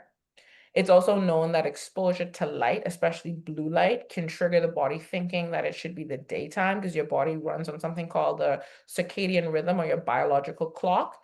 And so it's controlled by light and it's normally controlled by sunlight. But if it's 10 o'clock at night and you're still watching TV or your phone or something like that, the body's like, well, I think it's still daytime because we see in this type of light, but it's like, really, no, it's not actually daytime, it's nighttime. And so the body doesn't have the right cues to essentially wind down, or it's triggering more cortisol and less melatonin to help the body to calm down to go to sleep. So the best places to start is light and mitigating how much light exposure, and even trying to dim your lights or put on more orange glow lights, because orange glow kind of simulates the sunset, or traditionally like night fire, like a fire glow type of color, and the body responds better to that kind of light in terms of calming and relaxing itself. You can also look to do changes with the temperature. So temperature in your room can actually affect how well you sleep or how easy it is to fall asleep. So you should actually be slightly cooler than you would be during the day to sleep better. Even having lights in your room can actually affect your sleep as well. So even those little lights on your TV or your router or something like that can actually cause a disruption of sleep. So that'd be the first place to start. if you do good on that and you have a good wind down routine and everything's good and you listen to something very calming and relaxing and meditative and all is good, then the next thing you want to look at is your thoughts. How are you feeling? Are you worked up? Are you thinking about a lot of things right before bed or not? And if that's the case, then you need to find ways again to calm down or to maybe journal. So you put all those thoughts down on paper so they're out of your head. Or you listen to something calm and relaxing, or even you can look at using something like an adaptogen like ashwagandha, or some calming herbs like valerian root, lemon balm, passion flower, things like that to help put the body in a more calm and relaxed state.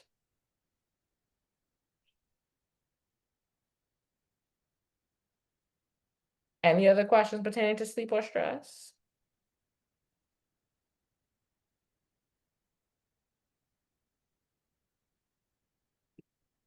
I think you've sent Rochelle to sleep. Good. Then she'll have a great night's sleep. Exactly. Awesome. So I just have a couple more slides. I know the time is probably getting away from us. It's already 8 o'clock. Oh my gosh. So sorry for keeping you guys here a little longer than intended. But I just wanted to touch because I know supplements, especially with cancer, can be a lot and a very daunting area of cancer treatment or even preventative cancer treatment. My general recommendation would be go with what is actually evidence-based. Like, don't just randomly start taking every supplement under the sun because that is also going to stress your liver and kidneys out. I would also recommend either speaking to a doctor, nutritionist, naturopathic doctor, functional medicine doctor, somebody in the healthcare field for more individualized care, because different supplements have different benefits and different pros, and not all of them may be essential or not all of them may benefit you. So something that's more individualized and personalized to you is going to be the most effective strategy when it comes to supplements. Same then with other products like teas and miracle cures and all that stuff. Like, just be cautious of those things and like actually look at what are those things doing in the body, what are they claiming they can do, and definitely connect with a healthcare provider in terms of like actually getting some advice on whether or not it's helpful. There are some really good therapies and supplements out there that can be very helpful and very effective. Just to name a few, like in terms of supplements, anything that's anti-inflammatory. So think turmeric, ginger, fish oil, like those anti-inflammatory based things are obviously going to be very helpful for the body. Anything that's nourishing, so mineral based or vitamin based, that's also going to be very helpful because it's supporting, nourishing the body. So things, especially things like vitamin D and vitamin E and things like that are going to be very helpful. Melatonin is surprisingly one that's a very good therapy and a very good therapeutic, especially when we talk specifically about cancer, because sleeping is when the body does its deepest healing. And so if we're getting better quality sleep and deeper sleep, then the body is better able to heal and repair itself.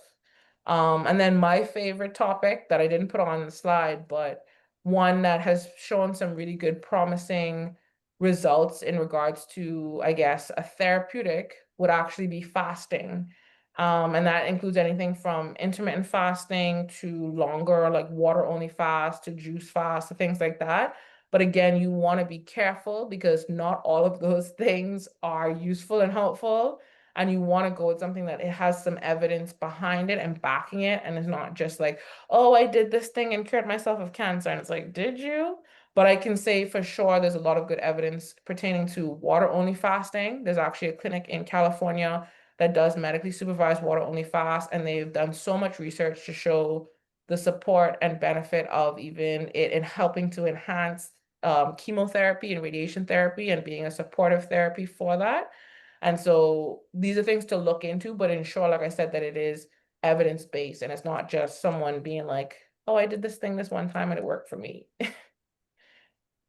Any questions or anyone have anything that they wanted to ask specifically about as a wellness trend or a supplement that they wanted to know more about?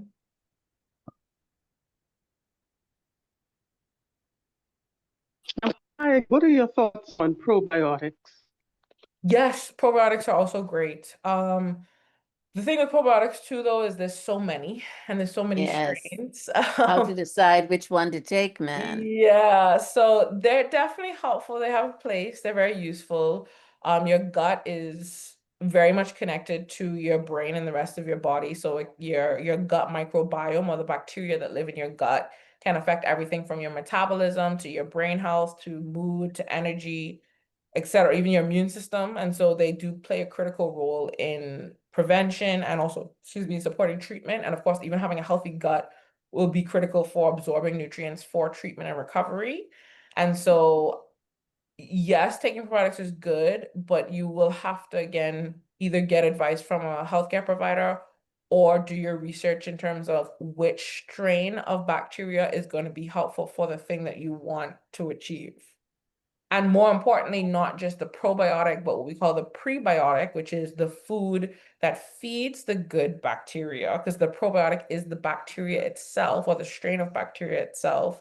But prebiotics are the foods that actually feed those specific bacteria. And so you want to ensure that you're having both in terms of, okay, you could put the better bacteria there, but if there's nothing to feed it, it's probably not going to stay there, if that makes sense.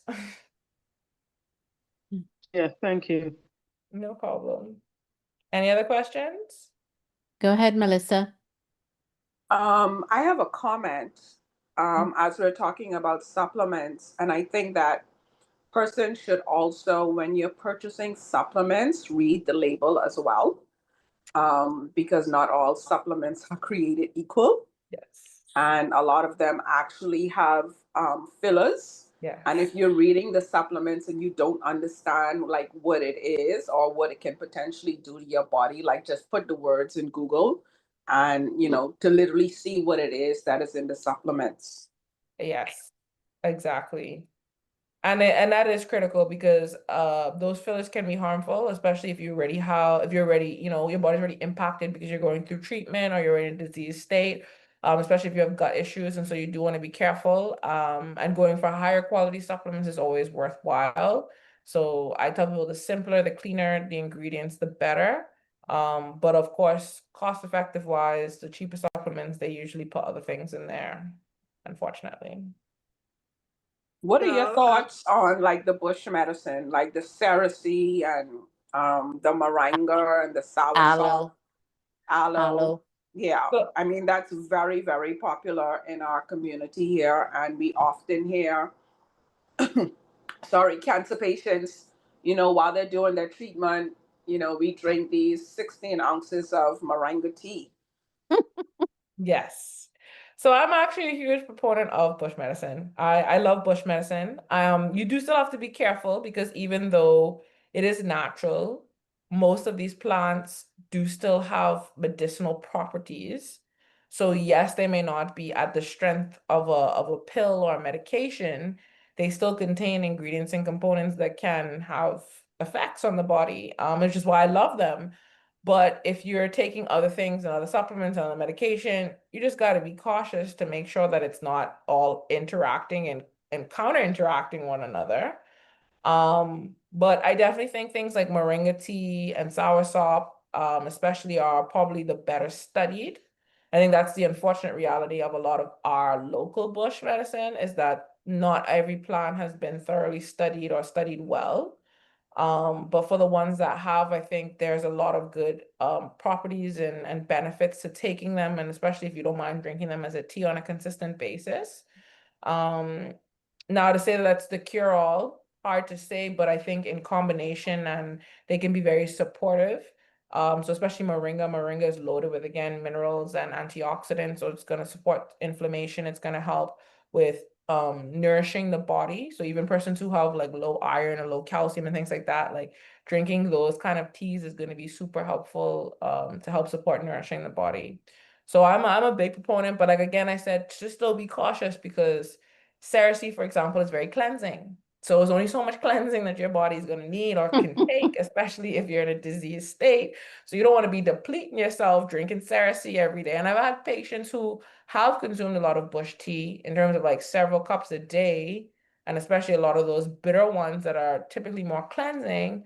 And, you know, they started to see some issues with their liver and their kidney. So you want to just be cautious. I don't say that to scare you from using them, but just be cautious. I know a lot of doctors typically do scare patients from using them because they don't understand them, and rightfully so. In terms of interactions with medications, we don't have that data or that information, especially with a lot of our local plants. And so you do have to be mindful and cautious. And I say, gauge your body, do your annuals, things like that, to ensure that the practices that you're doing, and have on and off periods. With anything, you should have on and off periods. So you should have periods where you're drinking it, but then you should also take a break, give your body a break, and then start it again, especially those cleansing ones like Cerecy and any of the bitter teas and aloe and things like that. They're very cleansing, which is good, but we don't need to be cleansing all the time. Yeah, makes sense. Was there another question, or did I get both? I think that was it. Okay. Yeah, I think you covered the ones I wanted to find out about, the moringa, the other bush teas, and how often should you take them. But I think you cleared it up. Okay. Nothing in perfect. excess. Thank Yeah, I think everything in moderation. I mean, that's my second love. So I'm praying for an opportunity to do some more clinical research on them so that we can actually start having proper protocols on their use and utilization within the medical place. Because I have a lot of patients that don't want to take blood pressure medication or blood sugar medication, but they're willing to drink a tea. But if I could tell them, okay, take this tea with this many leaves at this dosage every day, hey, I would be happy, they'll be happy, the world will be a better place. But we just don't have the information to support all of that yet. But I'm hopeful Yeah. that we'll be able to get there in my lifetime at least, hopefully. If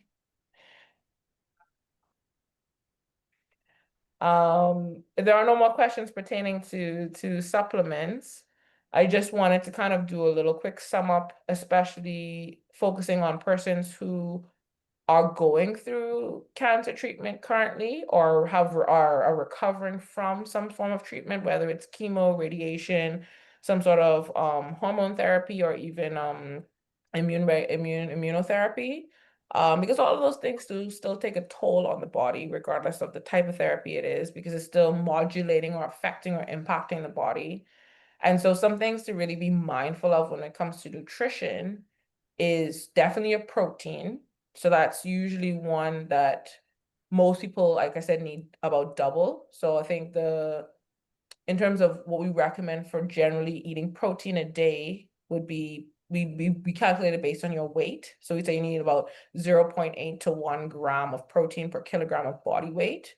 But when you are in a disease state, whether it's you've had surgery or you're recovering from chemotherapy or radiation therapy or something of that nature, you actually need almost double. So you need anywhere from 1.5 to 1.8, sorry, 1.2 to 1.5 grams per kilogram of body weight, which is a lot of protein and can be very overwhelming because protein is also very filling.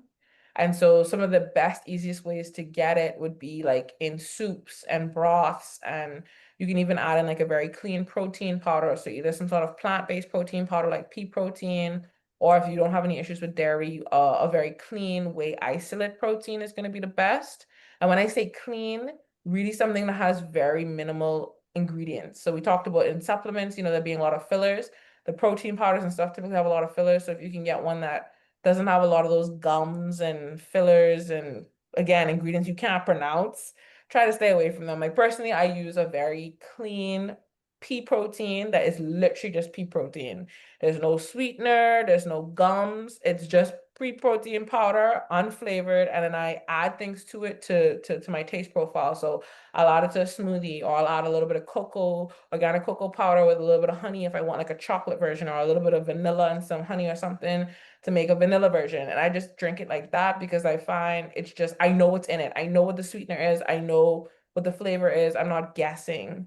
And so that would be my recommendation if you want to use that, but you can definitely get it from food. But again, of course, if your appetite is very low, drinking your protein is usually easier than eating it.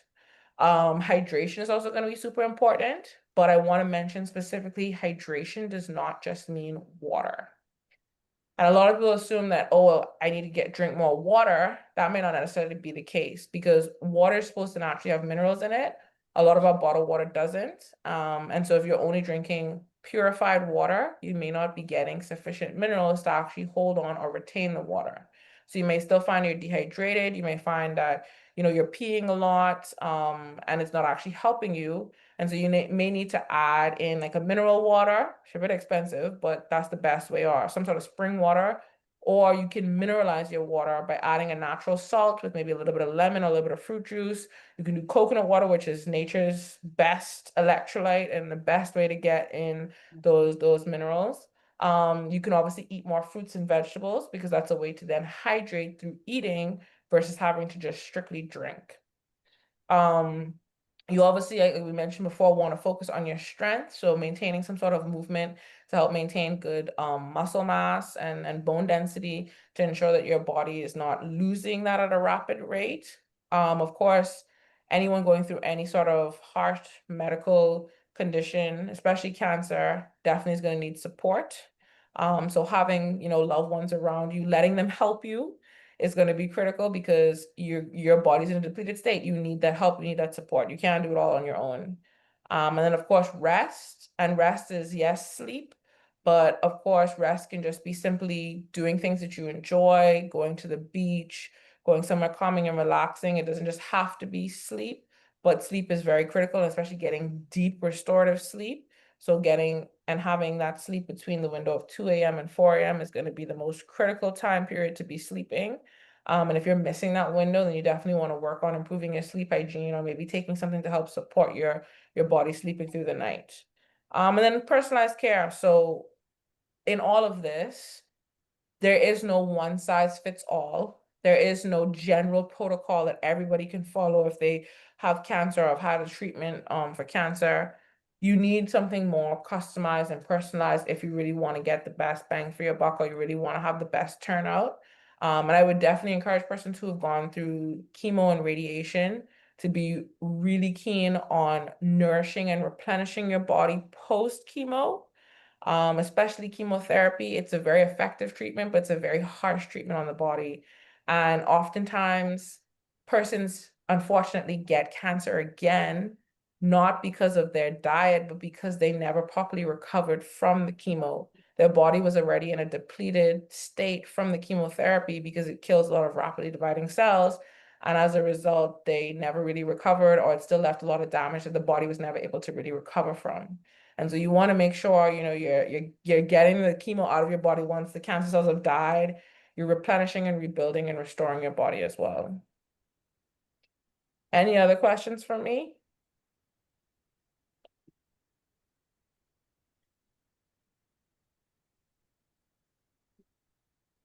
Okay. So I just want to wrap up with my last slide, just to leave you with something more concrete and tangible. Sorry, oh. there were 2 questions in the chat. I'm sorry. Oh, sorry, no worries. The first one was, can you design a diet for someone on hormone therapy, which causes weight gain and inflammation? Yes, we definitely can. That diet will depend on, of course, what kind of hormone therapy you're on and what other lifestyle factors you're attributing. So are you exercising and things like that? And how exactly is the treatment affecting you? Like, is it increasing your triglycerides? Is it causing you insulin resistance? Whatever the case may be, we can definitely customize and tailor a specific diet based on your needs and your criteria that we need to fit. Okay, and then somebody made a comment that Isopure is a really good brand. I don't know of what. Fitness Connection has it. Oh, that's a protein powder. Yeah, Isopure is a okay. good brand. Yeah, they have, Fitness Connections definitely has some good brands. Just like I said, read the ingredients, be careful because not everything at Fitness Connections is clean. They do have some good stuff, and that's where I bought my protein powder from. But equally so, I've looked at some of their things thinking, I don't even know what that is. And I'm in this field studying this, and I'm like, I have to Google this. So definitely, read labels, be careful, be cautious, try to go for the simpler products is always better. Yeah.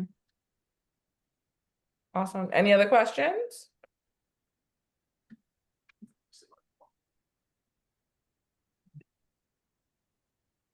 No.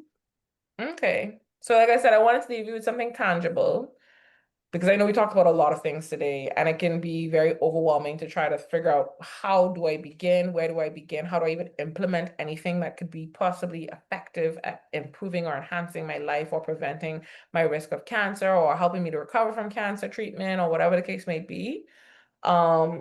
So these are just a handful of some small changes that you could make, or some simple habits that you could start implementing. And I think a lot of times we think, okay, I need to overhaul everything. I need to get rid of everything. I need to be perfect. I need to, become the star pupil of nutrition. Very rarely happens. I think I've had like 3 patients in all of my years of training that are actually like 100% compliant to any of my plans. But with that being said, small habits do actually make a difference when you're consistent with them. And so my biggest encouragement to you would be, pick 1 to 2 habits at most a month to start implementing, to the point where it becomes a normal part of your routine. Even in my practice, I believe in starting small, starting slow, and picking, very simple things to implement, because you're more likely to maintain and sustain that for the rest of your life, versus just doing it for a month or 2, getting tired of it, and then quitting. So you can simply start by just walking. Say, I'm going to walk every day, or I'm going to walk 2 times a week, or 3 times a week, or whatever the case may be. Just start with something that you're consistent with. Or you say, I want to eat more vegetables, or eat more fruits, or I'm going to drink more water, or I'm actually going to go do my annual, or do some of these check-ins like a mammogram or colonoscopy my doctor been telling me about for a while. Or I'm going to try and get better sleep, or even just, cutting down on sugary drinks and opting for more water, or coconut water, or natural juice, as opposed to, a soda. And so I just encourage you to just find something that that feels easy to do, because if you can then do it consistently, it'll motivate you to take the next step to do something else, and the next step to do something else, and the next step to do something else. And with most of my patients, they laugh at me when I tell them this at the start, but I tell them, I say, once you start on this journey of health, it's hard to turn back, because your body likes it and will actually reject you when you try to go back to your bad habits, and you feel worse, or you feel the difference, then you're like, crap, I can't go back to doing that because I feel bad when I do that. And so I just wanted to leave you with this last comment. Generally speaking, we mentioned that, the best cure, the best treatment is prevention. But I want to remind you that it's not about being perfect, and it doesn't require perfection, but it's just a matter of being consistent with better habits. And consistency, which in the nutrition world we consider, being good at doing what you should be doing 80% of the time, and having that 20% of the time where, you have your bamboo, you eat your peas and rice, you have your little cake and cookies or whatever, and you enjoy life, because life is still about enjoyment.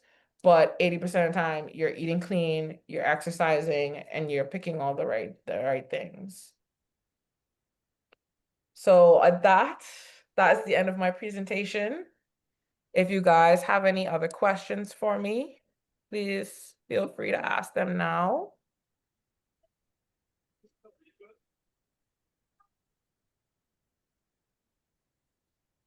This has been an excellent talk. I've really appreciated it. I've listened to it all, and will I implement a lot of it? Hopefully. Thank you very much. You're so knowledgeable. It's scary. Thank you. Yes. Yeah, God has given me a lot of opportunities to learn as much as I can, and I always feel like I don't know enough, but then I realize you probably know enough for right now. Yes, the Yeah. knowledge is abundant, and it's clear that you're very comfortable in your space that you presented on, and so we thank you for that. Just the engagement has told us a lot, that people, have really enjoyed, and lots of comments in the chat that, the presentation was good, helpful, knowledgeable, and all of that. So we want to thank you so much for your time and sharing with us. I'm sure there were a lot of takeaways. I'm sure a lot of it we've heard before, but it's always good to hear it again, and hear it from somebody who knows what they're telling us, which reassures us that, it's things that we should absolutely be doing. So thank you once again so much for the time and sharing with us. And we look forward to seeing you maybe another time. Yeah, I would love to do another talk, and on a That's different topic great. or, Yes, yeah, that definitely. would be great. So thank you so much. And I guess if there are no other questions, comments, whatever, the information is there, how to get in touch with you. Is there a phone contact? Or where, Yeah, sorry, I did not include a phone contact. where would I'll just that type it be? in the group. where's I put your office located? So I currently function out of Family Medicine Center 3 days a week on Blake Road. Okay. So I'm there Monday, Wednesdays, and Saturdays. And then I'm also out east at Alert Medical on Fridays. Where is that? Where's Sorry, Alert Alert Medical? Medical is on Soldier Road next to the prison. So it's in the Ivory Oh. Plaza across from Checkers. Oh, okay. Mhm. Yeah. So Okay, you can good get to me know. at either one of those locations. Insurance does actually cover my services as long as it's Oh. not for weight loss. Don't ask me why, but that is the only thing they don't cover for some Oh, reason. well. But every And other that's the thing, it really disease, they should cover, cover. issue they But cover. anyway, yeah. Yeah. Okay. So if you have insurance and it even helps too if you can get a referral, that's Mhm. always better. But insurance do cover my services. I also do Zoom consultations as well on the other days or any day in terms of like if it's more convenient for you than coming in person. Okay, great. That's very And I'll just helpful. put my contact information, my number. So if you have any questions or you want to book a consultation directly with me, Are you that putting is it on my this? contact. Oh, okay. Yes. So it's for those who wouldn't have seen it, 425-5886. 425-5886. Yes. And the name is Rebecca Strawn. Yes. So thank you so much. Thank And you. if there's nothing else, then we'll say good night and we'll say to everyone, stay safe and stay healthy. Yes. Thank you guys for having me. I really appreciate it. I really enjoyed it as well, actually. I love this kind of Yeah. stuff, so I really enjoyed it. That's good. We enjoyed having you.